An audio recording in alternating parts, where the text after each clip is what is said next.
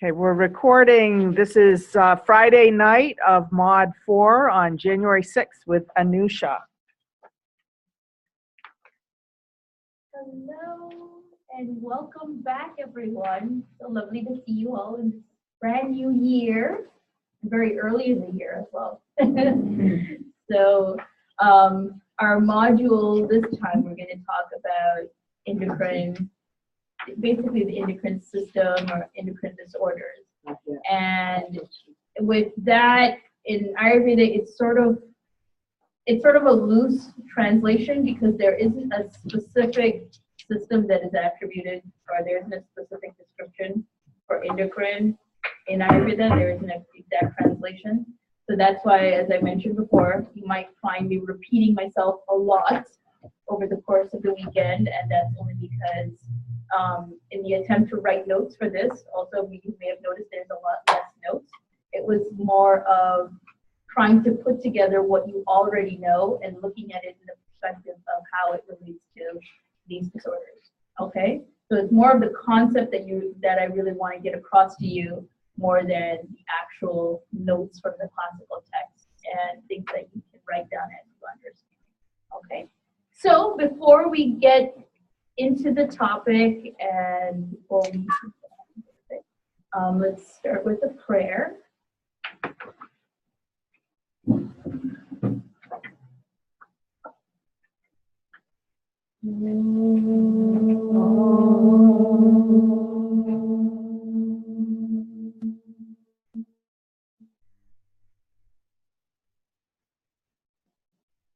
Yo Vishvam Vidadhati Pati Satatam Samharayat Yanjasa Vishtva Devya Mahaschavischa Vidha Devi Karo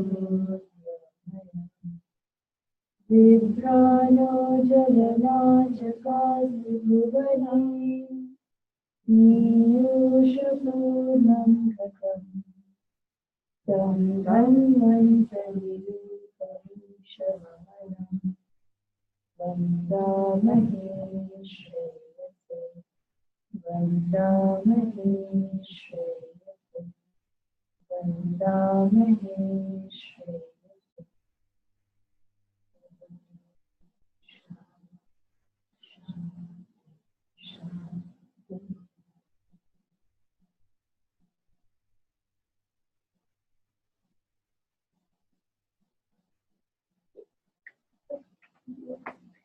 Okay, so before we really get into the nitty-gritty of this topic, is there any questions or any experiences or anything you guys would like to share from what we talked about in the last module? And some of us didn't get a chance to have our mentor session, some of us didn't, and if you didn't, that's fine, because you can utilize that time for this module if you want. That's not a problem. Okay? I missed the dates. Yes, I did. I sent out the dates in an email and I put them on Facebook, but I'm not sure if everyone got them. And I know the holidays and stuff was in the way. Yeah, but that's okay. It's not a problem. For those of you who haven't had a chance to use them, you can Just call her and set it up. Yeah, we can set up a time and you can use that same hour for this module if you'd like, or for whatever you would like. Okay. So does anybody have anything they would like to talk about? Or Pamela? Yes, I was wondering if anybody else made any of the sand poultices, the sand bags, the sand. Did anyone else make a sand poultice? I did it, but I didn't do it right. And I used material that ended up, it had a dye in it. Oh. Because it was, and it smelled when I heated it up, and I didn't cook the sand first. It was kind of last minute, I'm going to try this. The result was really well, nice. He enjoyed it based on, it was a 94-year-old man who had a big lump on his back. Mm-hmm. But I have to throw it. I've done it probably 4 or 5 times, once for myself and for clients. Can you hear? Can you hear Sharon? She did use it on clients? Yes. Yeah, I have. Oh, good. And it was favorable? Yeah, absolutely. So just to share that I did try, I made it finally and it worked. Tried it on clients and I made and sold over 2 dozen. Wow. It was so fun for Christmas stocking stuffers or whatever. Gave some away to the family. My sister totally unwrapped it after I said, now when you get this, call me so I'll tell you, and she didn't. So she unwrapped it. She took a picture. It's all sand and the muslin open. She goes, what should I do? And I said, leave it alone next time I see you. Put a rubber band around. I'll fix it. But other than that, it worked out well.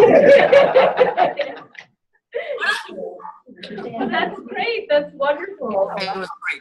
It's a great thing that you brought this up because we will be talking about the use of the sand poultice in this module as well. Oh, good. Great. We're not going to go over all the details of it because we've already done that, but it can be utilized in some of these. Yeah. Thank you. Thank you. Does anybody else have anything they would like to share or ask or discuss? I have this one client. I've had a few clients come, but they only come for the first time. And this is when we talked about, and most of it all around digestion or GI stuff or anything. But I found that it was hard to get people to come back.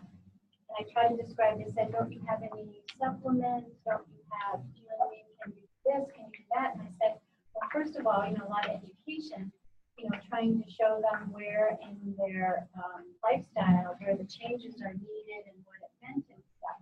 But that's the hardest part because, and one time the one woman even emailed me and said, can't you find me any supplements? I said, well, come back in and we can talk about it and let's see, how you're doing with your changes. And no, but then I have this other client, which is very interesting. She has hives. But she's coming regularly. Start the haka soon after the holiday. It was fascinating to get up on it more, and I kind of understand now why it was there. It's a Vata related thing, but it's interesting. And it turned out that she's Kapha Pitta, but she has no hunger. So she came in and she said, I'm doing all these things, I'm doing this. She has a big high energy job, but she takes no bath. She's well, the pitta is driven to get better. So it's fascinating. So Western medicine, hives, all kinds of pills, nobody knows what to do. But so then there's this part working with her where she wants to change her life. And then all of a sudden a lot of the mind stuff is happening. Right. So I don't know. I feel every time I go here to our stuff all the time. I haven't done the sand poultice or things like that. I seem to be getting different types of concepts. But so it's exciting, and I'm actually, because of the osteoporosis, I'm going to do a workshop on it at the end of the month and putting stuff out. But it's everything you gave me. And Gerard. So I'm hoping to run something by you, but that's what happened in the past few months. That's great. Just to note the hive thing, I've seen 4 people in the past year, all women between 50 and 80, who presented with bizarre hive stuff. They're all very much entrenched in Western med, which is not doing anything. A lot of the things, suppressed with the big stuff. I mean, prednisone. Plus, and it's odd. I saw a lot of it recently, past like 9, 10 months. Why? I have no idea. We're going to see a bit of that in relation to this, because ideally what you're seeing is, again, a relationship of Agni and how it plays into the balance of doshas and how it plays a key role in nourishment as well as the process of nourishment. So like I said, all of these things we actually know already. But what we haven't looked at is the details or the perspective of that same concept, but how it applies to these diseases. Because ideally, even the skin disorders or the endocrine disorders, they aren't really any different than kind of indirectly a metabolic disorder. Ideally, it's still, again, an issue with the other. So we're going to see how, I'm going to explain it to you, again, going back to the same concepts that we know, looking at it in a much deeper perspective, and sort of dissecting that to see why do you find that women or people, not just women, the people who have issues with their ugly or may have had it, don't necessarily present it right now, but they have people who have issues with their endocrine function, they also end up with some symptoms of skin disorders. They also end up, one of the typical signs and symptoms is acne. It starts off as acne, or it starts off as some form of some kind of skin disorder, then it goes to some other issue with hair fall, or they end up with some other form of things that we think to be sort of obscure and really not necessarily so significant, but it's indicating something. So we're going to look at exactly why that is occurring and how they actually do all tie in together. And they really are basically showing you. All of these are indicators of what's really going on. And the source, again, is still the same. The pattern and the progress of how it develops is still the same as what we already know, but we had never looked at it in that perspective. We had never looked at the same digestion and the formation of dhatus and the agis and the different dhatu. We know that, okay, this is nutrition, and kind of left it as nutrition. But there's a whole other layer to that apart from just the nutritive value or the nutritive process of it. It has much more. So we're going to look at that. And the skin disorders is, again, related to it. So when we do get to the skin disorder module, you're going to see we're going to repeat the same thing all over again. And it's ideally the same function, okay? And why we find this occurring again and again and again. And depending on how long the pathogenesis is, how many factors are contributing to the formation of the disease, that's what determines, again, how severe the presentation of these symptoms of the disease condition may be, okay?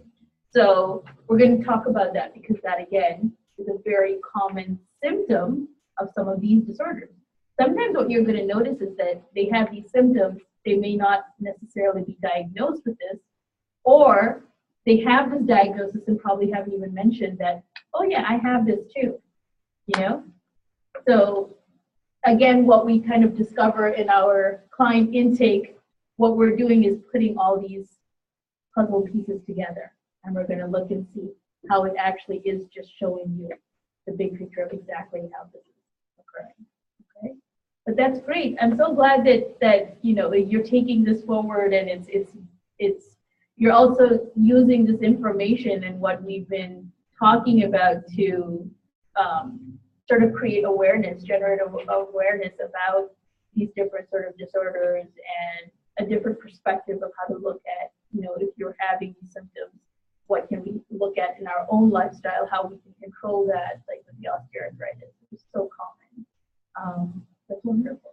And another thing about the patients, you know, remember we had this discussion about different types of patients, the guru rogi and the laghu rogi, and the one who is really invested in their health. So like your other client, the second client that you mentioned, who has the hives, but she's invested. It's not just the fact that she's pitta driven, but it's also the fact that when people get to a certain point in their disorder where they have tried everything and they're frustrated, they're basically, it breaks them down to the point where they're ready. They're ready to do anything. They're ready to make those sacrifices. They're ready to change. The other people may not necessarily be that ready. And sometimes what they're looking for supplements is they're sort of in the mindset of replacing another form of pharmaceuticals with these forms of pharmaceuticals and thinking that it's going to create some sort of reaction. So if that one doesn't work, at least if I use a natural one, maybe the natural one will work, but they're not ready to be invested in making a change. And that sometimes, unfortunately, even though this can be our livelihood and we really do need people to come back, if they're not ready to be invested in their health, you can talk to your faces blue and they still are not going to create that change. They're not going to get the results because they need to be invested in their own health. They need to understand that eating yogurt every single day for breakfast isn't necessarily the best thing for you if you have hives. That's what she's doing. She comes from a Greek family, seriously. And she thought that was the healthy way to do it. So over a long period of time, when she listed all the things, I was like, whoa, so we talked about that and she got it and she was going to miss it, but I told her about the hot broth. And actually I brought it into the office and I showed her how to do it. She goes, so that'll supplement my yoga thing that I do? And I said, yes, but differently. So it was, every day she thought, and even sometimes twice a day, even sometimes before bed, she had yogurt, Greek yogurt. I would venture to just throw in that I think, and I've fallen into this and in and out of it over the years, and I'm still partially into it, when you go on this road of natural health and functional medicine, and you fall into this, I call it a cultural meme now, of I have this, what do I take? Exactly. And I think it's relevant to an extent, but the part is that I think we fall into that, then we want to cheat everything. It's just like, okay, can we get past the lifestyle stuff if I just take this, and this twice a day or whatever, So, and I think that's really powerful now. And, read AARP magazine, take this for your heart, take this for your diabetes, it's everywhere. Yes, absolutely. Going to Whole Foods, somebody standing there in the aisle. Oh, you have hemorrhoids? There's first just whatever. The greatest example is my mom, who I will make medicines and give it to her because I can, and she will still read things on Facebook and see things on YouTube and be like, okay, I can do that too because I saw it on YouTube. And I read it on Facebook, so it must be true. So they have to go, no, there's a video that says that you can do this and it's great and wonderful. So I'm going to do that too. And even though I know that both of these things combined are contradictory, but it's there in the media and they're saying it. They have these lovely videos. And you have this one person who's telling you, has an interaction, a human interaction, telling you this is probably more beneficial for you or trying to help you. But again, it's what that person is ready to do. This is always the limitation of any kind of caregiver. Regardless of what type of care you give, you can give to the maximum extent, but it's also the person receiving it. That's why in the 4 limbs of treatment, there is equal importance is also given to the patient, because the patient also needs to have certain types of qualities. They need to be ready and willing to receive treatment. And ideally, with all of this knowledge or all of this experience, we should be able to give this to everybody. When we finish our courses, that's how we are. We're all excited. We're like, oh, we're going to help everyone. We're going to give this one. We're going to give that one. We're going to tell our whole family. Yes, we're going to cure the world. And then you go out there, and then people are like, what? I just want, just give me a pill. Or can't you put it in a capsule? I don't like the taste of that. But that looks yucky. That's brown. What am I going to do? How is this going to help me? And, I took it for 2 days, and I really didn't feel all that better. So I think I'm done. I don't really like the taste that much. So you can give, but giving is just one aspect of it. It's also who's receiving and how much they're ready to receive. Because that relationship or that combination is what gives you a particular outcome. So unfortunately, that's the kind of clients we get, and when you get those sort of clients, like you the more you see them, the more you're going to start picking up. Usually you pick up on it within like the first 10 minutes of the way they start talking. You know exactly what they're looking for. So when they're looking for things like that, you pick up on the things that they're interested in and take that route. So ideally, it's wonderful to be able to explain to them that this is maybe not the best thing that you're doing, or this is not conducive to your health. But if they're in that mindset, they're not ready to hear that. They don't want to hear that they're doing something not good for their health, or basically you telling them that they're doing something wrong. What they want to hear is what is the quick fix. So pick the thing that they're very interested in, whatever one topic that they keep talking about or that keeps reverting back to it, and use that as your way in. Use that as the thing that you're going to convince them to be compliant. So sometimes, like I have a client that we're going to talk about, a client of PCOS, and there were so much. She's an ideal case for talking about what, as a description of what we're going to be talking about, and issues with endocrine disorder and all of the various symptoms of PCOS. But there are many things that I could do. I was so excited that I ideally got the best case to show you guys and to present to you guys for our module. But even with all the things that I would love to do, there was so much that was going on that I still couldn't do that. I first have to get her to slowly make a change and get her to change her lifestyle, because you can have the best medicine in the world, will have absolutely no effect if the causative factors are constantly there. That's why we do Nidana Paribhajana first. So ideally, your perspective of trying to negate the cause of what's happening is the best way. But if they're not ready to do that, then you have to pick one thing. Instead of picking 5 things or 10 things, pick one thing. We have a whole list of things we can do. But the reason why there is no set curative measure described in Ayurveda is because each and every person is different. And each and every person is at a different mindset at a different point in time.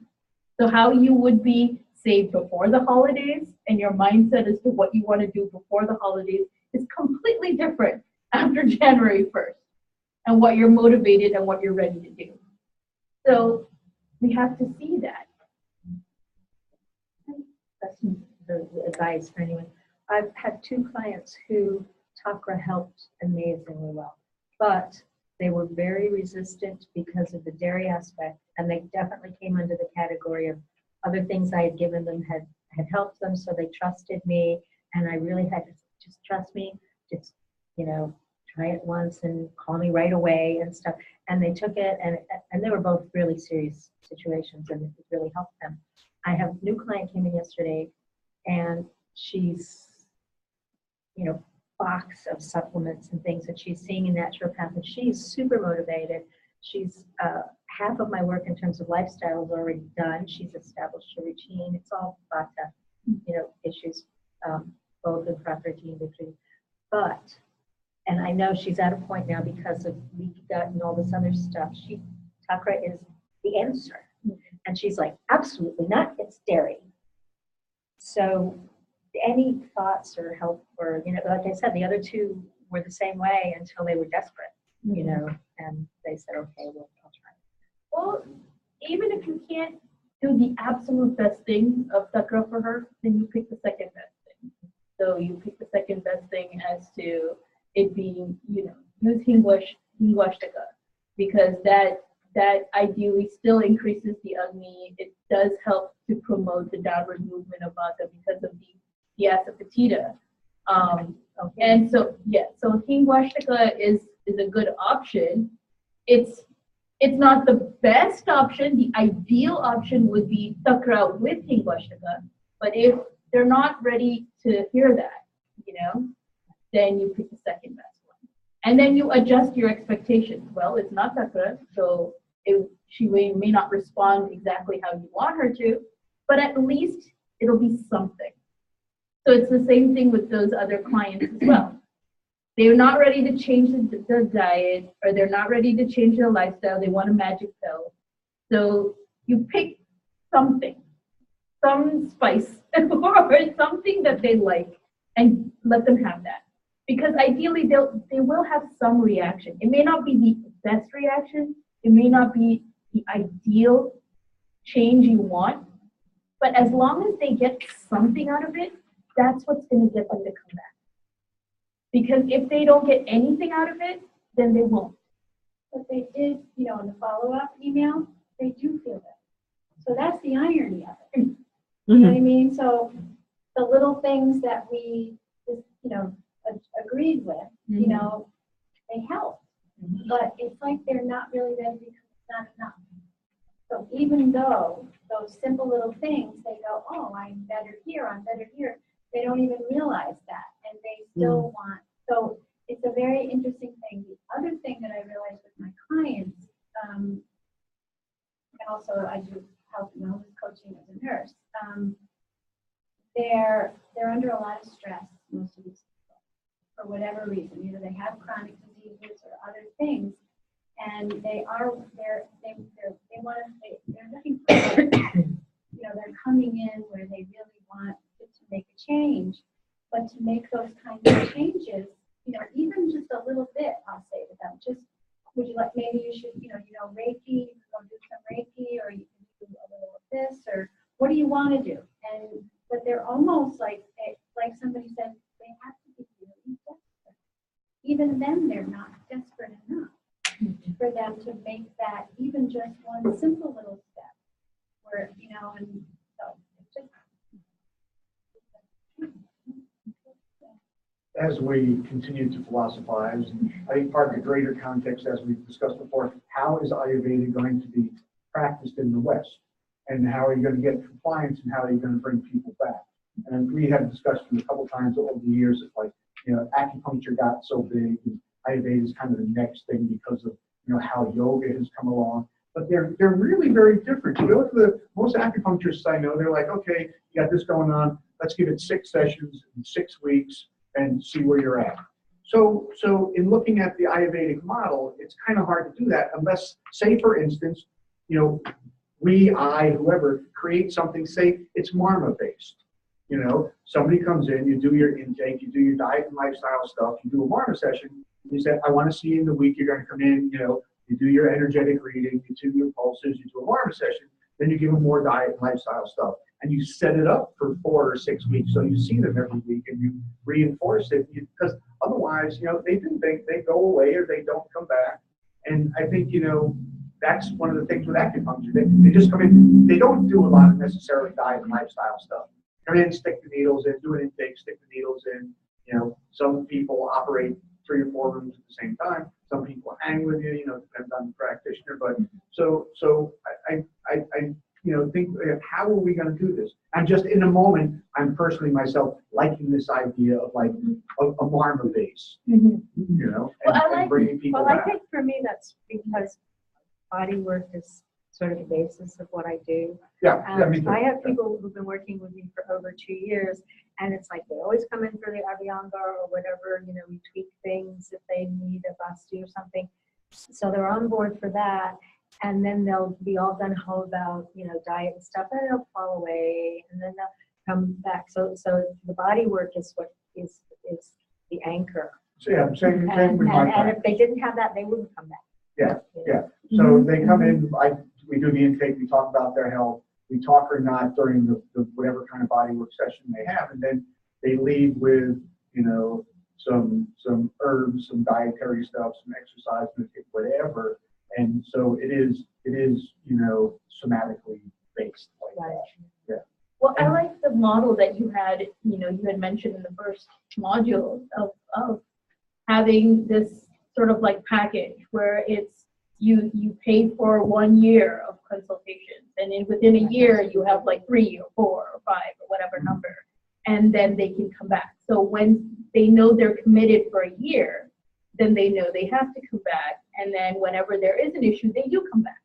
As opposed to when we do leave that option for them, well, you come this time, and then when you come back, you pay again, then it's like, well, I don't really know, and then they don't necessarily come back because they're not committed. There isn't some driving force for them to be committed. And I think this is something that, considering Ayurvedic practice here in the U.S., it is good to have sort of that bundled package follow-up incentive, because that's one thing that we do have to keep with our patients and with our clients here. Because here they're clients, you know, they're not obligated in any way to come back. So we have to create a model, and that model really depends on where you are and what your client base is and what skills you have, other things that you can offer to them.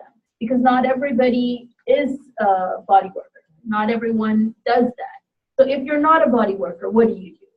How do you set up? And you really have to figure that out according to where you are, what your prospective clientele may be like, and also what their income may be like, whether they're ready to spend that much money or not, and set it up in such a way whether it's more affordable to just have phone follow-ups or Skype follow-ups. I mean, at least it's a follow-up and you can keep track of what's going on, and you can also guide them. So ideally what we want to do is we want them to get into a new rhythm and to change what habits they had before, so that ideally we're still, whatever changes they make, it is going to be a positive one. There is going to be a positive outcome. And from that positive outcome is what gives them that incentive, and it's what motivates them to then keep going. Because we first need to create any one change. As long as one change happens, something positive comes out of it that helps to motivate a little bit more, and then a little bit more, and then a little bit more. So that's, you kind of have to figure out how you want to put that. So for the client that I had, the PCOS client, there was so much that was going on, and there were so many things that was very clear, red flags, that first we really needed to address that before we could do anything else. So in that, I told her, okay, let's work on this. And I picked up only a few things. There were so many other things afterwards, like, oh, I didn't tell her about this, or I didn't tell her about that, or maybe I should send her an email. And then I kind of calmed down, because it was like, if I tell her too much to take out of her diet, like even in the diet, there's like a list of 20 things that you want to get rid of. But if you get rid of all of it, then they're not going to comply, because it's too much. It's too overwhelming. So even in that diet, you pick out the biggest, most, the Greek yogurt, the thing that is the most obvious. You pick up a few of those, just a few, and then let them first get used to that. And then you go a little bit more. And after you let them do this for 4 weeks. And yes, it is a slow process. And explain to them that it is a slow process. And also explain to them that you may not feel great immediately. All of these things, that the difference between practice of Ayurveda, say in India, as opposed to here, is here it is a lot about education. But it's also being upfront and telling your clients what to expect. So the fact that after taking Sakra, some people feel more gassy and more bloated, and some people even feel nauseous in the beginning, it's only because that change is occurring. Things are moving. That's why you feel uncomfortable. But as it moves, it will go away. So you need to explain that. So they expect it. The people expect this kind of explanation. If you just tell them to take it and go do it, and they're like, oh, I took it for 2 days and I don't feel good and I'm more bloated, then they're like, oh, well, they didn't say anything about this. They said, take it and you're going to feel better. So Pamela just said, question for you. Do you start with tongue cleaning and water intake, hot water intake, That's what I just, yeah. I give them a tongue scraper. Right. There's always Make something you could do, and even a digestive, make it a capsule if that's what they want, right? But yeah. It's usually something. It's something. And sometimes people want to see it in the form of a pill or a capsule. Sometimes they want to see it in the form of a tongue scraper. That's more appealing for them. And sometimes they want to see it as, anything that's going to make them feel a little bit better. So ideally, if you have gas and you even drink a little bit of hot water, that will immediately make you feel better. Or you have some turkey or some black pepper or some cumin powder that will, it may not be the greatest effect in the world, but a little bit better. And even that little bit better is enough to convince them that they should keep going, you know? So these are practical things that you're going to keep facing. And it's good that you bring it up, because ideally we need to keep reminding ourselves as we go into a lot of detail. It's more for your understanding. So when you see these cases that seem, well, this person has this symptom, and then they have this, and they have this, but it all just seems kind of either very mild, or it just seems like, you know, some slight disturbances, but it's not really clear yet. Because remember, we don't use instruments to determine what's going on. We use these signs and symptoms. So the reason we go into the details is to figure out what's happening. But the intervention that you do is what depends. When it comes to the intervention, that is what it depends. But the understanding of what is happening, that's what we want to make sure that it's clear. So if you go back and you see your notes, our description before Chikitsa is one big, massive, long, a good few pages. And then Chikitsa is usually like 2 pages. Why is that? Because that depends. Sometimes your Chikitsa could be just like the tongue cleaner and the hot water. And that's where it starts. And then you go from there. But if you understand how to utilize hot water for treatment, then that hot water is treatment. Right. One thing I've been thinking about in my role at NAMA and just, you know, listening to everyone all these years is that Ayurveda is a new thing here, and people aren't used to it, and they're not used to changing lifestyle and all of that. But when they hear a story, when they hear your success story or one of your clients' success stories, that's when they pay attention. So I'm hoping to start an initiative this year of the stories of Ayurveda, and for, you know, everyone to sort of capture a story around, I think you and I might have even talked about this, and filming it. Maybe we'll do some of it at the NAMA conference and have a little booth, you know, how you know, can capture those stories. But, you know, people need to hear that this is a real thing, that people have had positive results, and very simple stories, you know, and complicated stories. But we need to start to show people those things. There's not enough of that out there yet for people to believe you know, or they've come to see you because they've heard about Ayurveda a little bit.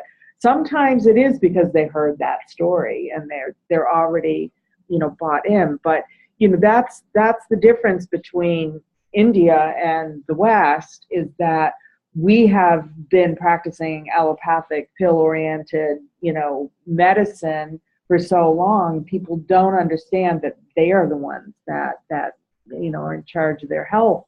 And so it's changing that paradigm. It's changing that whole mindset. So I encourage you all to, you know, write your case studies down and you know, offer them up in articles wherever you can, or share them, you know, in an open way when you're, you know, doing a lecture somewhere. Just have these wonderful examples of things that you've seen. Don't make it complicated or too long. Nobody wants to listen to, you know, all the details, but just a few minutes of, you know, and this is what happened here, and this is what happened here.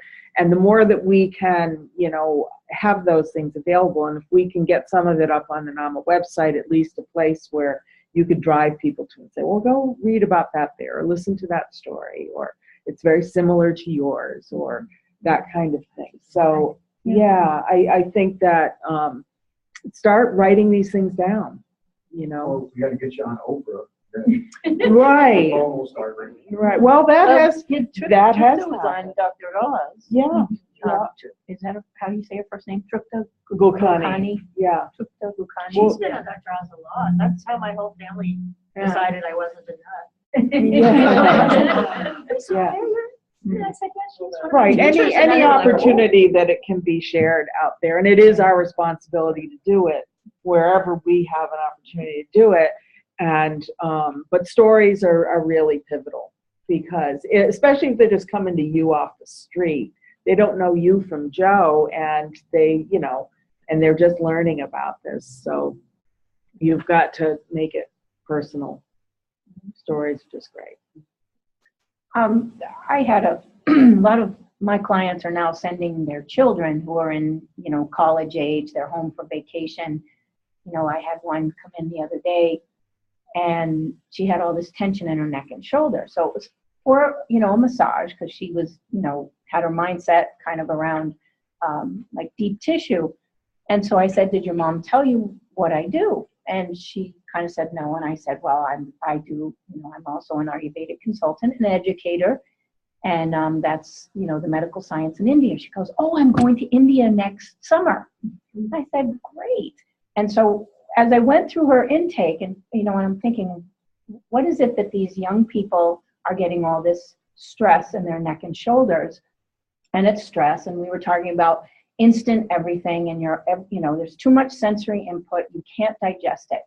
And so as I'm looking down, it's like she's on a couple of medications. I said, what's this medication for? And she says, oh, ulcerative colitis. I said, how long have you had that? And she said, I was diagnosed at age 13. And I'm like, okay. So in just starting to talk with her, I said, okay, I'm going to plant a seed. And I don't want you to do anything except between now and when you go to India, there might be a potential for you to do PK when you're in India. I said, because this is a condition that can be reversed. So just put that in your mind.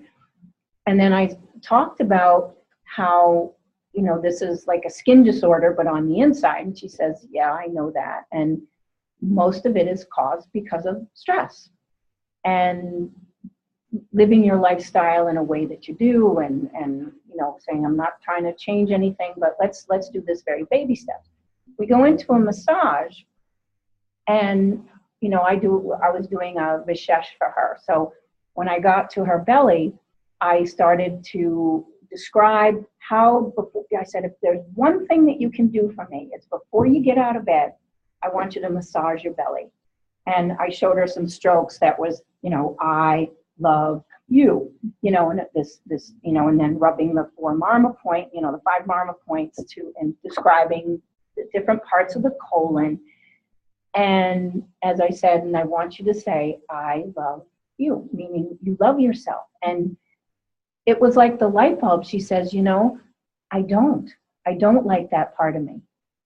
I never have. And I said, this is the cause of the stress. You're not whole with your body. And she's an avid runner. So, and I used to be, and running detaches head from body. She is practicing some yoga. And I said, use your yoga to reconnect with your body and listen to it. It will tell you what it needs. And just, you know, that little tiny piece of, she disconnected from her gut. And it was like, no wonder you have problems. And then if she's willing, you know, start keeping a diary just to notice what foods work, what foods don't, you know, and then pay attention to what comes into your path, you know, as far as an article or a word that has something to do with Ayurveda. And I said, this will prepare you for your trip to India. And she was like totally ecstatic, you know, just because she realized that I've turned myself against my own body. And most people, I think, do, because they don't rely on the miracle of the body's own healing power. Mm-hmm. Yes, exactly like you said. They don't realize that they are responsible as well as in charge of their own health. And this is one thing I usually like to tell people before the beginning of an intake, is that, so we're going to talk about the things that are concerning you about your health, and we're going to look at different things, maybe in your diet and lifestyle, and if necessary, herbs, so that what we can do is get you to a better state of health and empower you to take control of what's happening in your life. And I think that's what people need to kind of be reminded. I think that we've forgotten that we do have control over our lives. It's not dependent on how many pills you take or how many vitamins you take. And if you skip your vitamins for a couple of days, what's going to happen? And it's all dependent on something else or blaming something else as opposed to seeing what's actually happening here. Because if we're looking at the macrocosm and the microcosm, this microcosm has as much power and ability to produce as that macrocosm. So in looking at that, everything that's in here, and the fact that we are saying, so this body belongs to you. The body itself is even just one aspect of your, it's not all of you. That's why you say this is my body. So ideally, if this is my body, then that means you're not the body. So you have the ability to change what's in here, just as nature has the ability to make all of these different changes in the external world. You have the ability to change what's in this vessel, in this carrier that you have. So that's the thing, we're looking outwards. We're thinking that it's these external things that's causing what's going on in here. But ideally, if we really look at it, it's that cannot cause that. This, the inside, is actually the cause for this body to be alive.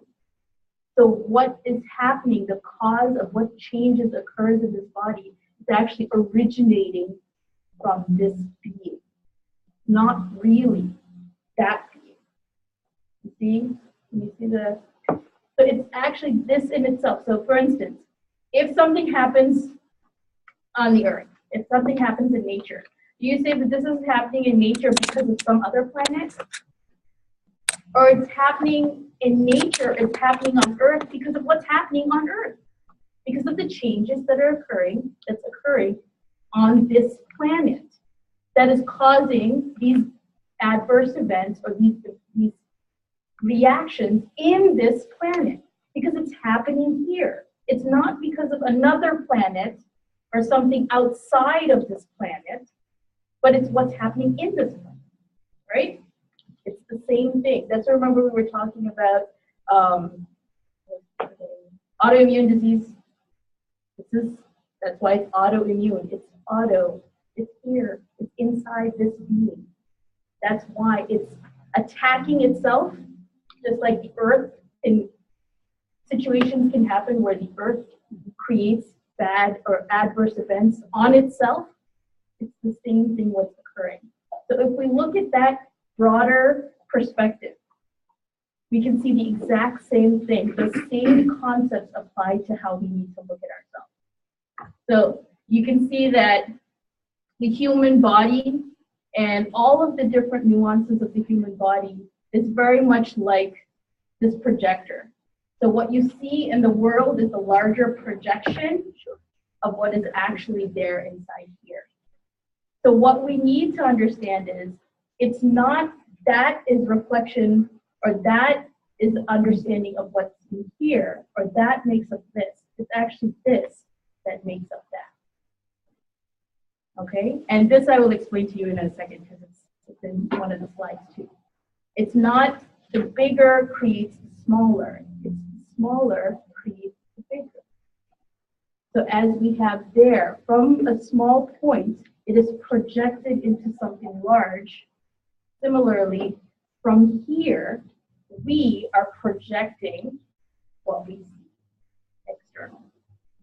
So the source, again, is not out there. The source is in here. Okay? Does that make sense? That's why people say we are in charge of our lives. We are the ones who create our destiny. We are the ones who create the things that come to us. Why is that? It's because we are what's inside you, not the body. You are the one who actually creates or projects what you see in the external. Okay? So this is more philosophy, but you'll see the application of this in a second. because this does have a lot to do with even the physical aspect of the endocrine system. It's one aspect, okay? Okay, so now getting back to this, we're going to talk about how do we understand the system. And there's a reason why I had put this towards the end. When we originally had 5 modules, why I moved this one to the end instead of keeping it at number 2, thank you, is because this, as you can see now, is a lot more detailed compared to the other modules. The other modules were and the concept of understanding how the physiology and anatomy and pathology works is very straightforward. It's clear-cut. This is the dosha, these are the causative factors, it gets aggravated, it produces the result. It's a very clear-cut equation or reaction, right? It's a simple one. This one's a little bit more complex. That's why we need to, again, go back. We need to go back to the basics. But look at the basics in more detail, okay? So that's where we're going to look at how Agni and Pitta is responsible, or basically the key factor in understanding the endocrine system. Can you switch my slides for me? Yeah, I don't have this. I don't think this has one of those. Oh. There we go. Thank you. Okay. So in order to understand the endocrine system, or in order to understand what we're looking at, how do we look at this function from the Ayurvedic perspective? We first need to look at Tejo Mahabhuta, because that is its indirect relationship of what we know endocrine system, or basically that which produces hormones. What is the endocrine system? It's the system in the body that produces various different hormones that help in regulating, and they release at a certain order, and they basically are like little tellers to tell another organ to do something else, or it releases another reaction of something else, some other part of the body to do something else. So they're like little messengers, okay? So these little messengers that create these different reactions, it has a particular pathway, it has a particular motion. But in order to understand how it functions, we can understand this from the Ayurvedic perspective, from Tejo Mahabhuta, or Agni, and then also the representation of Agni as a physical, biological component in Pitta. Okay? So looking at the functions of Tejo Mahabhuta, its locations and its properties, it's the substances that are predominant with Tejas obviously have these qualities, such as Ushna, Tikshna, Sukshma, which is subtle, because it's not, if we look at Agni or fire itself, it's not a completely subtle element like Akasha, like space or air, but it's not completely a gross element like water and earth. It's right in between.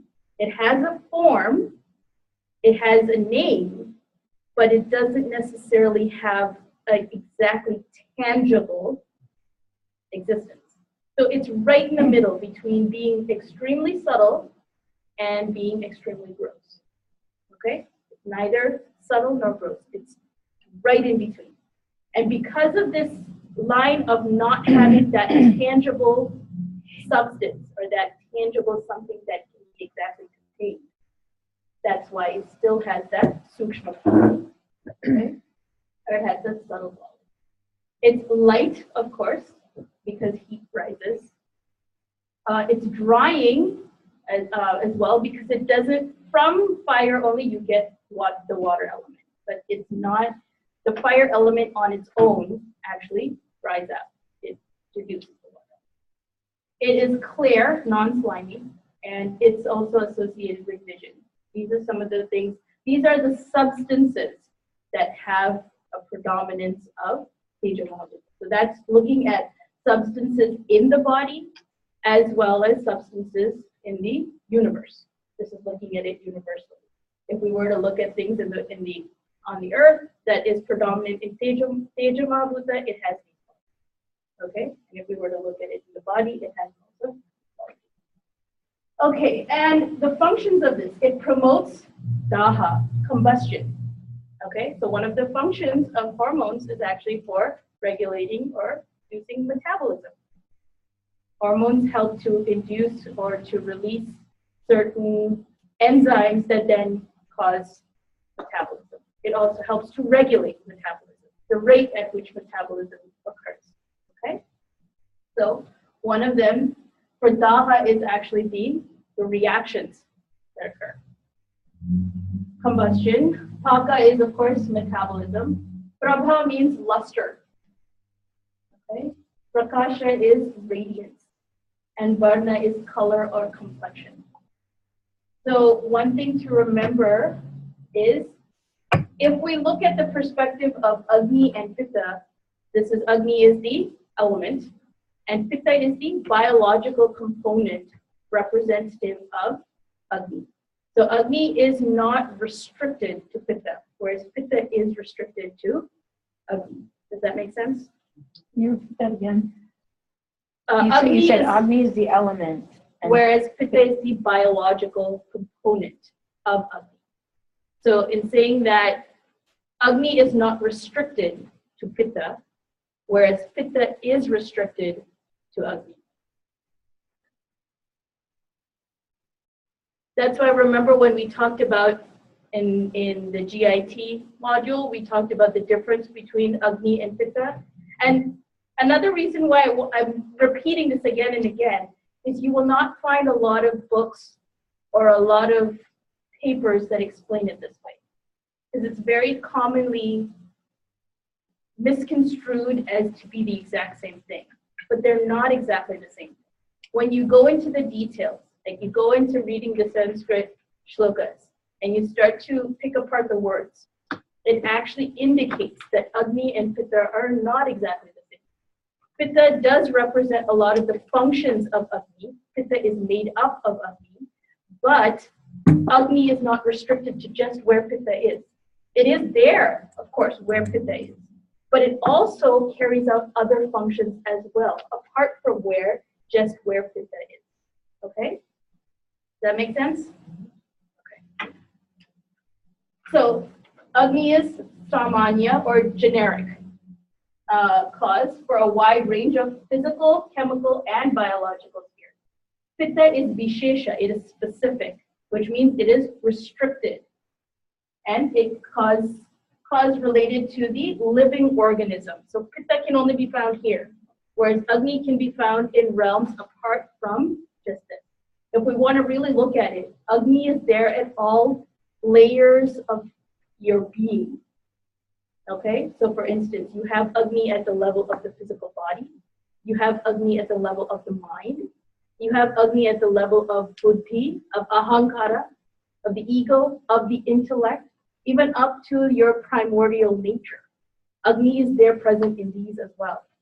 So it's not, whereas Pitta can only be found in the physical body layer. So if you want to look at it from the yogic aspect, the Annamaya Kosh, which is the physical body, the layer that is made out of Anna or food, that's this layer, the physical body. So it's there.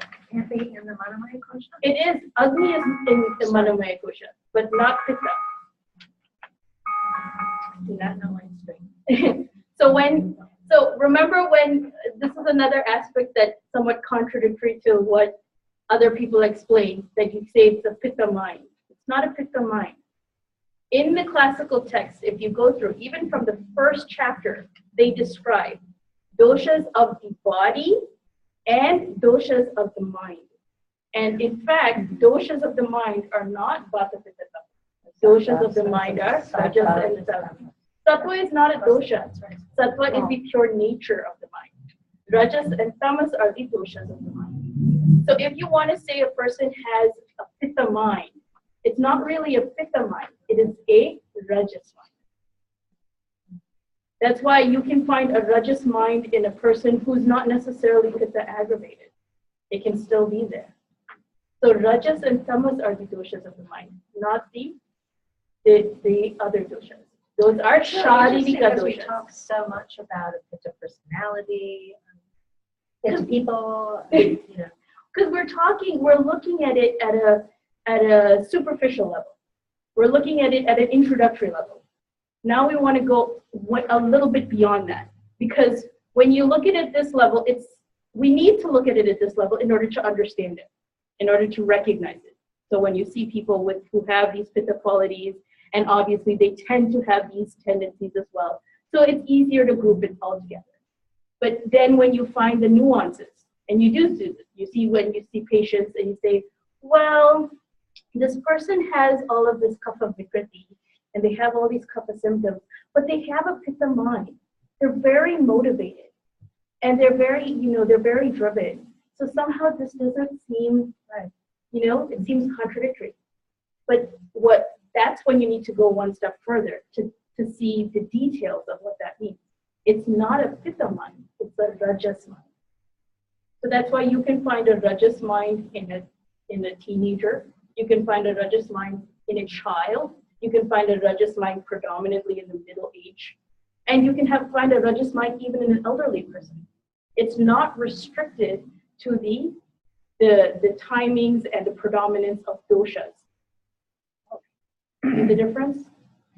The difference between the body layer and the mind layer, and why pitta is restricted to the body, the physical body.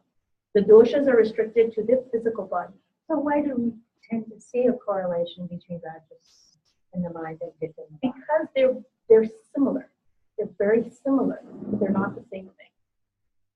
They're very similar. And I will show you that in a second too, why this tends to happen and why they're so closely related. The same thing like prana and vata. Prana and vata are very closely related. The mind and vata are very closely related, but they're not the same thing. They move in a very similar manner, but they're not the same. They have two separate functions, and they have two separate effects. That's why they've been given different names. That's why we need to, when we get to those nuances, where we see these things that are contradictory, we need to then identify exactly what is happening. And that's what the case of these endocrine functions are. It's looking at the specific actions of Agni and Pitta in what exactly is happening in the body, and how it's then representing as this specific condition, and at what level it is manifesting. Okay? So, quick question. I know that when I was learning it, we would talk, or maybe this is how I interpreted it, we would talk about, the person has a prakriti of, a physical kind of dosha predominance, and then there's a psychological predominance. And so we would use that phrase as more of a pitta mind, but it was more geared more intense pitta mind because they are driven, competitive, they tend to get angry or, manipulative in there. So what you're saying is that's better termed as a rajas mind? Mm-hmm. Okay. Yes. So, okay, an example of this. Fear and anxiety and depression. These are all associated with tamas. But fear, which dosha is that associated with? Anxiety, depression, but they're all tamas. So it's not restricted to the doshas. These doshas can influence the mind. And how they influence the mind is it influences the actual movement of the mind in the body. Because there is a relationship between the mind and the body, and the mind and the subtle body. So the mind is the one thing that connects the subtle body to the physical body. Right? The physical body is the sthula sharira, this annamaya kosh. This physical body made out of 5 elements that is gross. This will not have life without the mind. It cannot have consciousness. It cannot be alive, so to speak, without the presence of the mind. An example of this is a coma. If a person is in a coma, right? Their body's still somewhat living, but you don't know. You really don't know the presence or if they are still living until the breath is completely gone. Because the presence of the mind is important in order for the person to exhibit life, right? So the mind is the one thing that connects the subtle body to the physical body. That's why it's so important. But if the physical body is so impacted by other things, it can also affect the mind. The mind is not free from the physical body. The mind is not to say that it's not influenced. It does come in contact. It does have conjunction with the physical body. That's why the physical body can affect the mind, and the mind can affect the physical body. That's why we have psychosomatic disorders, right? Mm-hmm. And that's why you also notice in a lot of endocrine disorders, it's not just the physical body, but they also have psychological characteristics as well, psychological symptoms as well, right? Okay, and we'll look at that in a second. But this is the difference. Agni is generic. Agni is more widespread, or it's more inclusive, whereas Pitta is more exclusive. Does that make sense now? Yes? Still confusing? No, I was just wondering, how does the subdosha come into play with that mind and Sattva Pitta? That's a good question, And- because even in the subdoshas also, the subdoshas are looking at specific functions of that, if you want to put it, of that generic Pitta. Okay.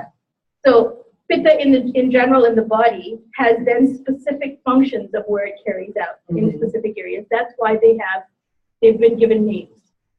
But again, if you look at Pitta and the functions of Pitta, it's not restricted to just those subdoshas. It has other functions apart from just those subdoshas. The reason why the subdoshas have been given names is because they have the Pitta in that area is carrying out a very specific function. So for instance, like if we in Western anatomy physiology, you have specific symptoms and you have this organ that carries out this one function. So for instance, an example, endocrine system.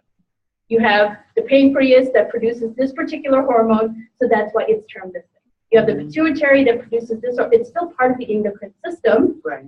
but it carries out a specific function. That's why it's been given a specific name. Similarly, Pitta is like the whole function. If we want to, we could do that. Vata function, Pitta function, Kapha function. That's how it's been described. And then you have, apart from that general Pitta function, you have specific Pitta functions. So that's how you have these specific ones that we can identify. We can pick out and say, this is Narrow it down a little yes. bit. So that's how you have the subdoshas. But the subdoshas, again, is not all of Pitta function. Pitta function is even more than just those subdoshas as well. It's indicative of what specific Pitta function we know. We know this is definitely a Pitta function that is situated here. It does this. This is what it carries out. And it has to be Pitta in this area. So it's localized. It's specific. Whereas Pitta, if we look at Pitta in the body, it's actually generic. Does that make sense? Yep.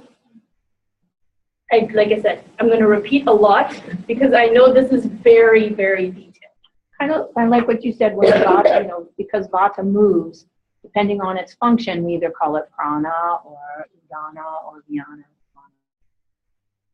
based on the function it's performing at the time. Yes. And the reason why Vata is a little bit of a tricky one is because Vata doesn't stay in one place. So it doesn't really, it's not confined. Where Pitta is more confined. Pitta is more confined. So that's the one that can sometimes become tricky. But that's the reason also, if you look at the subdoshas of Vata, those particular attributes or functions actually kind of blend together, some of them. The prana Vata and udana Vata actually kind of blend together because they're both in the same space, that they're kind of moving somewhat in the same direction. So they both have some of the functions you find in prana Vata. You see the same thing in the udana Vata as well, because it's moving in the same direction. Whereas you find samana Vata and apana Vata, some few of those attributes actually blend together. So that's the reason why, because it's not necessarily confined. But then again, there are other functions of Vata that don't fall anywhere under these subdoshas. Did anybody ever ask that question or ever wonder why is it that, there are some functions of Vata, or some functions of Pitta don't really fall under the subdosha. So what is that? God.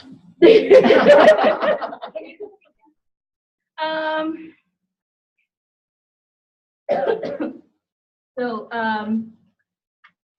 one of the functions of Pitta is for enthusiasm, right? Pitta is associated with enthusiasm. But that's not a Pitta quality of mind? it is. It's what it is. It's actually a quality of the Agni component of Pitta. That's not really just confined to the subdoshas of Pitta. So you can say the subdoshas are kind of like the physical component of the doshas, whereas the general function of the doshas is beyond just the physical. It also describes the interaction of the doshas with the Okay, now I can mind. I'm like, everything I know is sort of, Yes. I've seen a lot of patients with clients for years. We're going to be blending a lot of lines, It's like you're and going, it's going to you're going start deeper. to get, yes. Yeah. We know the tip of the iceberg, and now it's like, No, I understand that, but oh. it just seemed like what you're saying was that it was wrong. No, it's not when wrong. someone walks in the door and I'm like, I always play a little parlor game and I'm right 90% of the time. It's like, and then I feel the pulse and it's like, sure enough. And a lot of that is based on the presentation of the personality. Now I'm trying to reconcile it, like maybe it's like the psychology of the personality is not the mind. It's not, see, what I'm doing actually is not telling you it's wrong. If you look at it, actually, all of these, we're typically taught. One thing we were actually talking about earlier, and this thought came to my mind and I forgot to say it, that we're so used to compartmentalizing everything. We are very, very used to, it has to be this one, and this is not this. And the third is not these two. And so that's how they're separate. And once they're separate and they're in their own little spaces and their own little names, it's easy then for us to understand. But the thing about this is there are no lines. And there's no division. They're all fluid. So that's the reason why. Even though, yes, Pitta mind isn't technically a Pitta mind, but Pitta can influence the mind. So what you're detecting isn't wrong. What you're detecting and your instincts are absolutely correct. It's looking at the terminology. Okay. Or understanding which aspect of that. So Pitta, is it influencing the rajas in the mind? Or is Pitta influencing the tamas in the mind? Or is Pitta influencing the sattva in the mind? Because Pitta can be sattva as well. Pitta is not only rajas. Pitta is responsible for intelligence. I was thinking. Right. And so intelligence isn't rajas at all. Intelligence is sattva. It's a Yeah, quality because of not sattva. all people that I would say with Pitta personality are rajas. A lot of them are very sattvic. Exactly.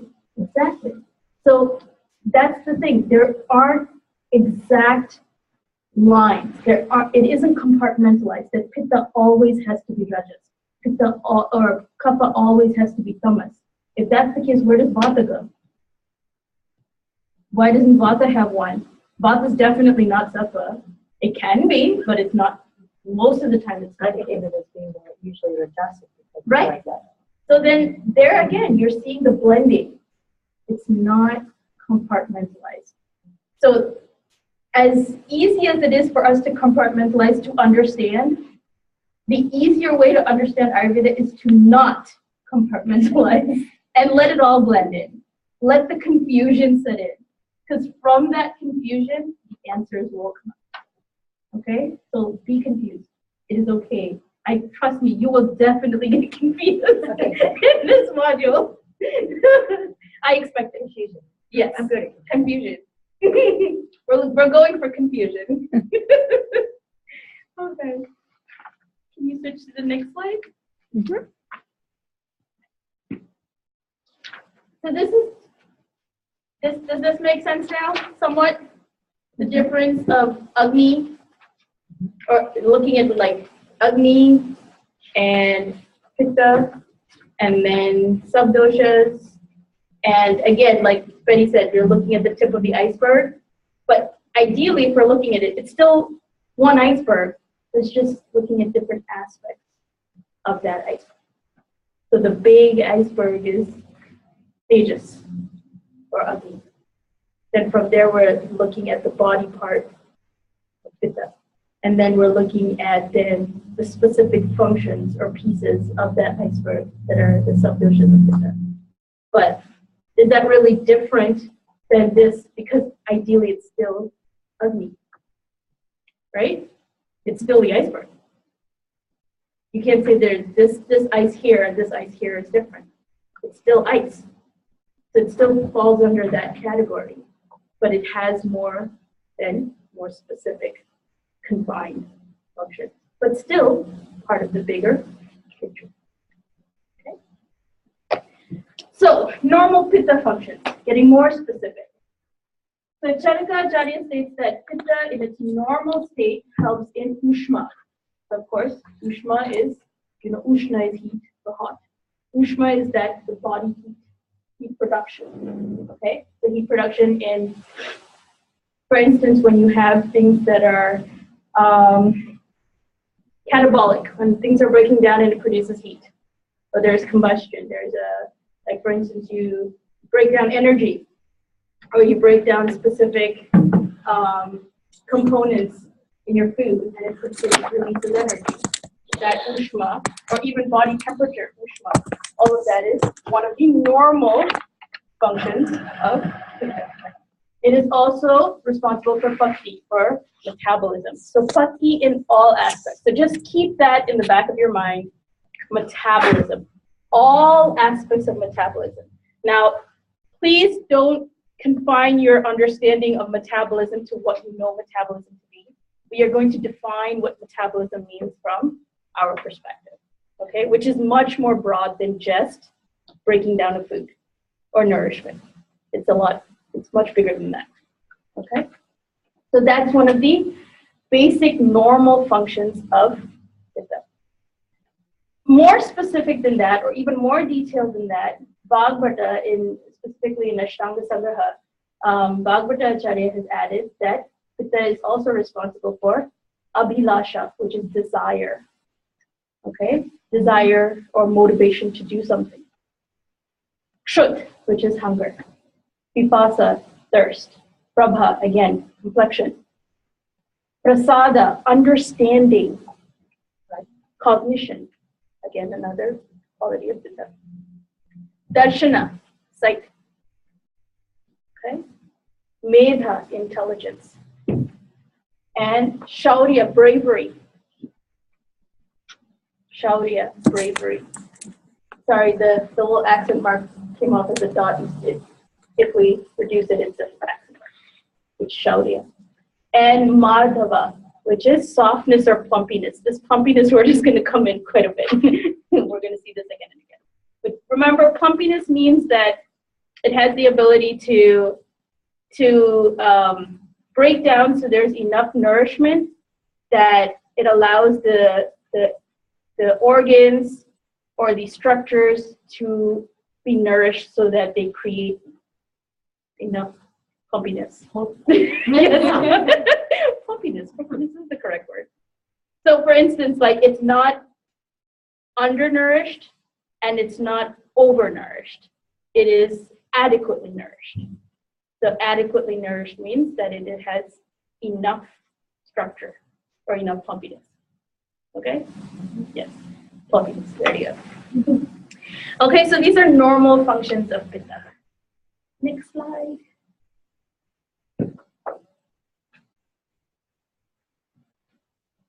And functions of Agni.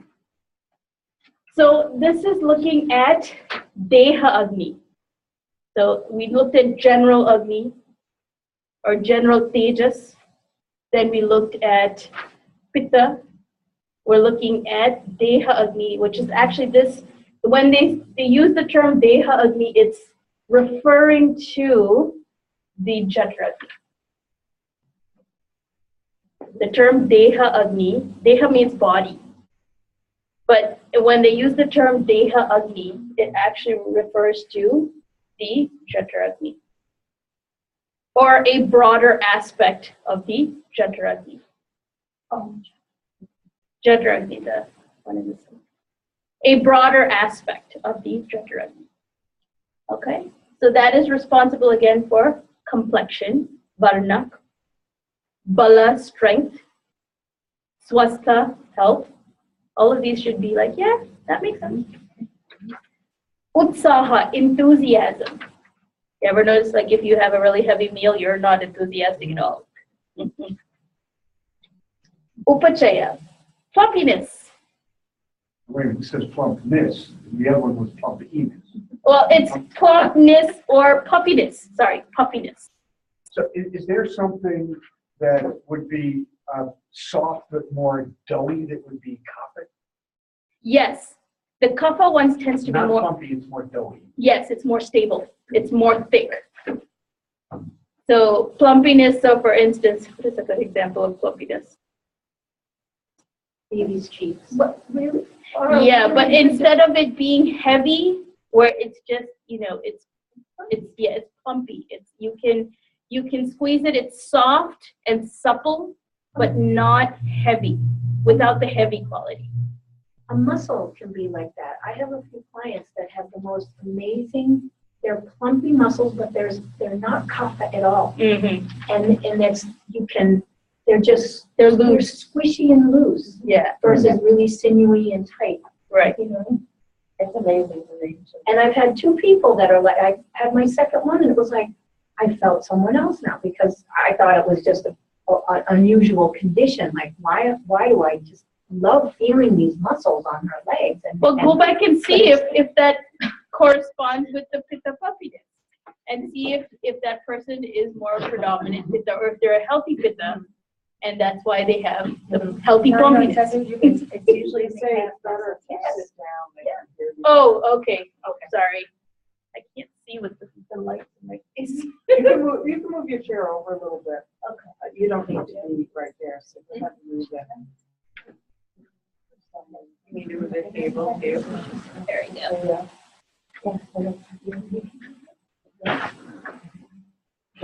Yeah. Okay. There we go. It's just moving around your sound gets funny, I guess. For them. Sorry. Okay, so we have upachaya, plumpness or puffiness. Prabha, which is glow. So like for instance, when pregnant women glow, why do they glow? They have more blood.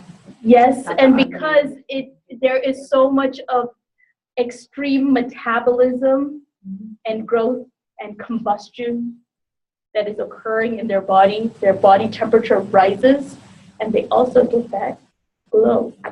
So that aspect of the pregnant woman glow is not just a saying, it's actual real, they're glowing. And the reason they're glowing is because of this heightened Agni function. Okay? So Is there an esoteric piece to that would be the glow of Earth being created? As I'm looking past you, I'm looking at Don Bonterey and the aura around glowing. Yes, exactly. We'll talk. I can't wait to get to the next slide, the other slide that talks about the even deeper aspect of the philosophical side, because this all again is looking at the physical, it's looking at certain functions, but what that does is that ties it all together. And then you start to see the real big picture of what this really means. Okay? Okay. It also is responsible for ojas.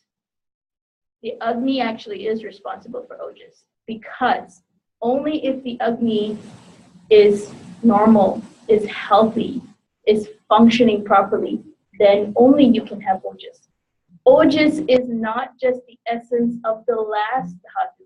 Ojas is the essence of all the dhatus, which means ojas is continuously being produced and continuously the essence of that process is continuously nourishing or sustaining ojas.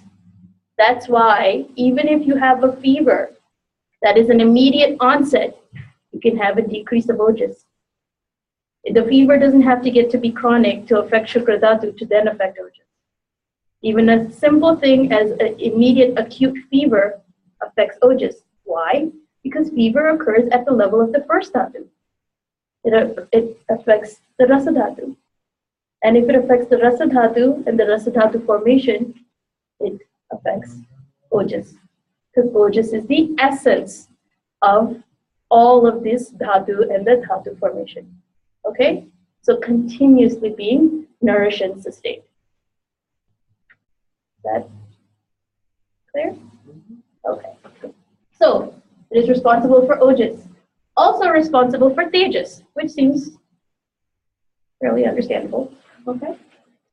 Tejas is kind of like the subtle essence of the physical Agni itself. Okay. And Prana is also responsible because we're going to talk about this in a second, how it works as Ida, Pingala, and the Prana, which is moving in the Sushumna Nadi. And of course, it is Agniya, which is even more specific, the metabolic function or the enzymes and hormones. So here also, there's almost a direct correlation between Agni, Pitta function, and hormones.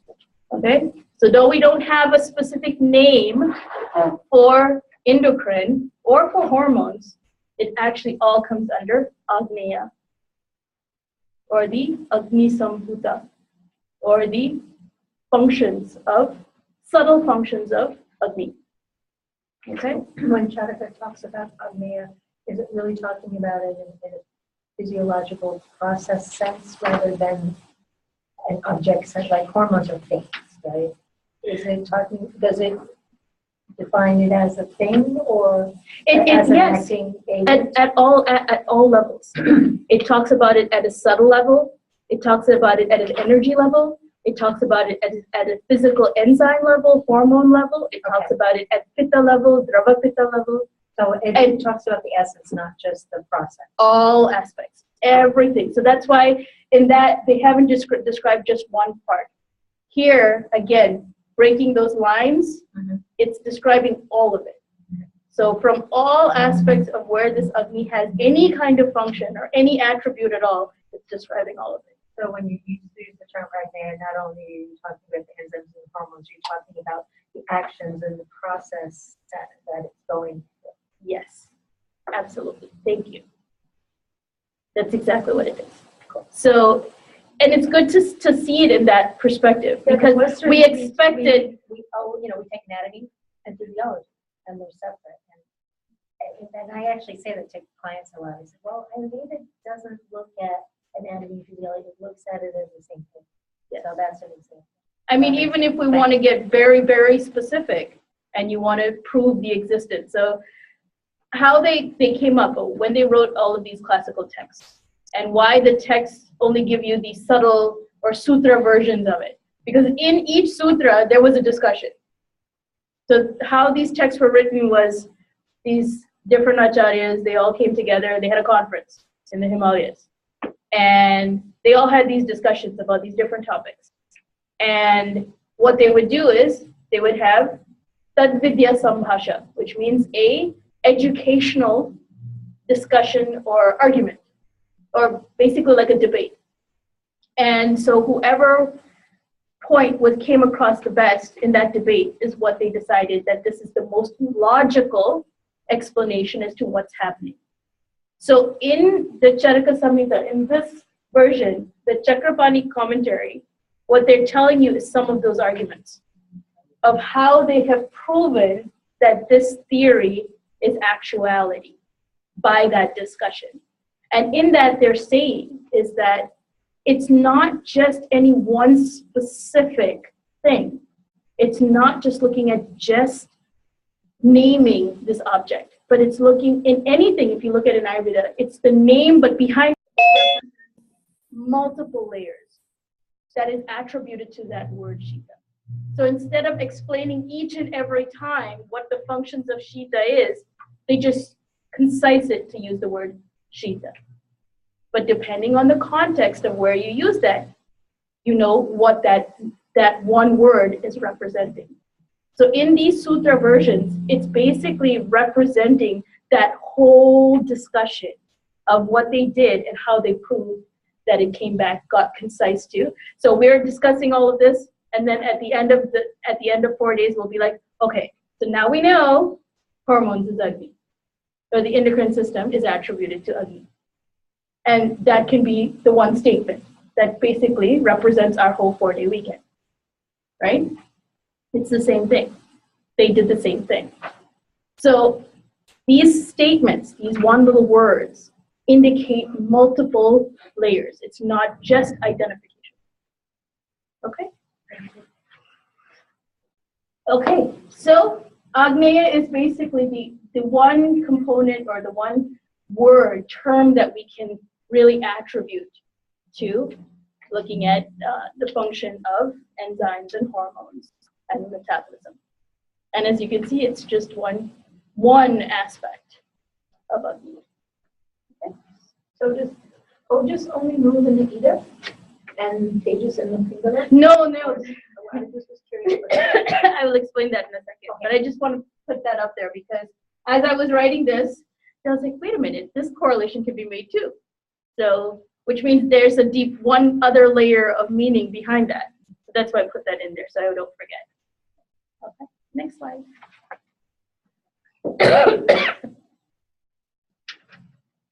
Okay, so now even more specific. We're still looking at the same iceberg here. Okay, so one more aspect of Agni is the Jataragni. More specifically looking at now the function of this Jataragni. Okay, so not just the qualities, not the things, just the things that it's associated with, but even more specific is the function now. We're looking at more of the physical aspect of it. So, of course, there are 13 types of Agni described in Ayurvedic text. Of these, Jataragni is the chief amongst all the other types of Agni. And this is really an important concept because even though we've heard this many times, that we've talked about this many times, we're looking at it at another added layer now. Why is this the chief? And how is that important for us to know when we're looking at endocrine function and the management of endocrine disorders? Okay? So if you have an issue, if there's some abnormality or some change or some dysfunction or morbidity of any of these other Agnis, most likely it would have started with the morbidity of the Jataragni that has then translated to a morbidity in Tattva Agnis or the Bhuta Agnis. And the way to control it and bring it back is by increasing the Jataragni. That's the key. And there has been studies that have been done to prove this. So Dr. C. Dwarkanath, which is, he was a Vaidya somewhere, I think in the 50s. I think it was the 50s. Yeah, because I don't know how this happened. I actually know his daughter, who was my neighbor in Trinidad, and I know his granddaughter. And he was a very famous author and a researcher in the Ayurvedic field. In fact, he is the teacher of the person who wrote Ashtanga Hridaya, the Ashtanga Hridaya that we read, the Krishnadas, Shrikant Murthy, the author or the translator for Ashtanga Hridaya. C. Dwarkanath was his teacher, who then he encouraged him to write Ashtanga Hridaya and translate Ashtanga Hridaya. So in some of the studies that he did, he actually did some of his experimental studies in Germany. He did a PhD in Germany, and he did a lot of animal model studies. And in that, he found that to test this theory of if the Jataragni can affect the Tattva Agnis or the Bhuta Agnis. So I think it was in a pancreatic disorder.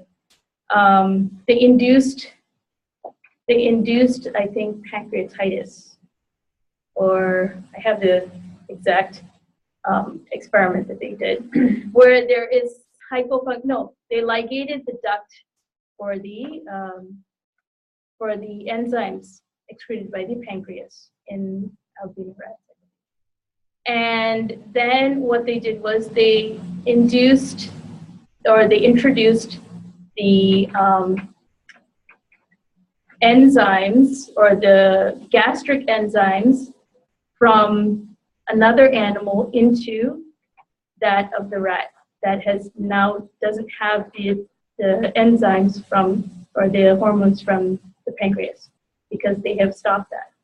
And what they noticed was that as they replaced the enzymes or the hormones with the enzymes from the other animal to the one that is lacking it, it actually helped to then regulate back the function. That was, So it stimulated the hormone production? it stimulated and it regulated it as well as replaced it.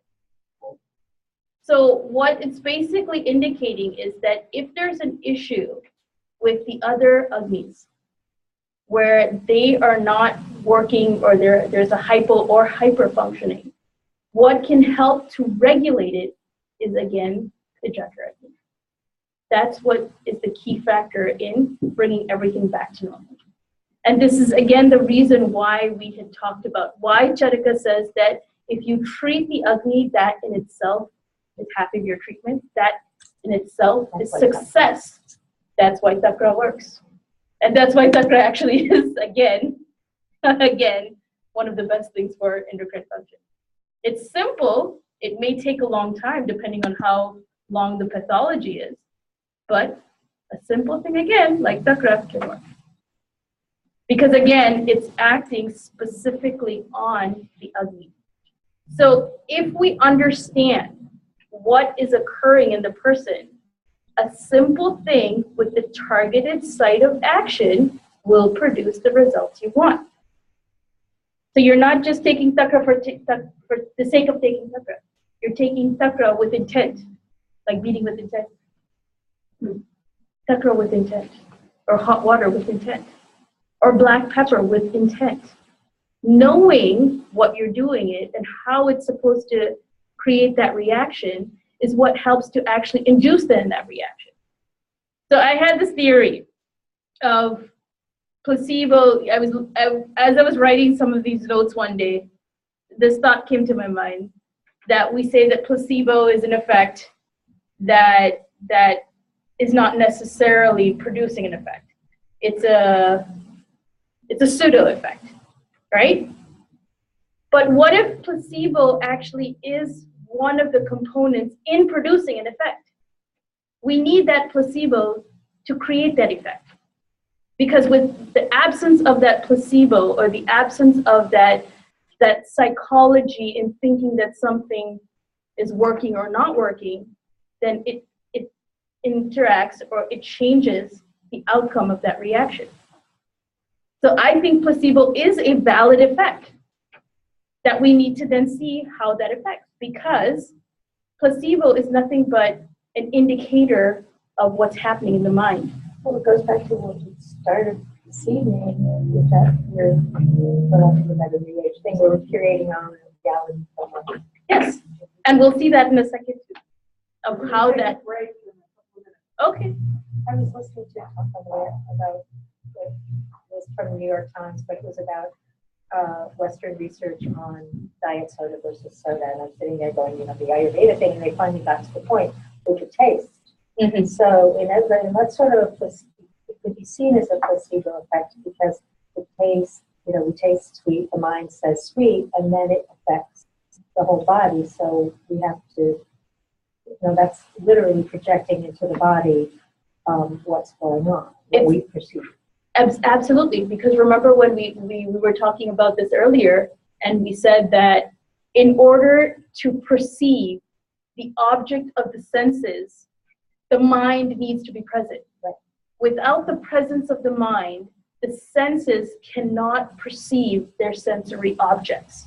That's why if someone is really bored and they've zoned out, you can be talking to them and they can't hear or understand a word that you said. Similarly, if somebody has zoned out and you hit them, or somebody taps them, or they're trying to get their attention in some way, this is why they don't respond, because the mind is not present. And without the presence of the mind, the senses cannot interpret or use the knowledge gained from the sensory object. Can you just say that again? Down. So that Without the presence of the mind, the senses cannot gain the knowledge from the sensory objects. It is, the Sanskrit is Indriya, Manas Indriya Artha Sannikarsha. Sannikarsha means contact or conglomeration or that which helps to combine. So the mind is necessary to actually combine the senses with their objects, because the objects are always there, or are they? And the senses are there. But how do we understand? It's the same thing like the question of if the tree falls and there's no one to hear it, does it produce a sound? Well, does it produce a sound?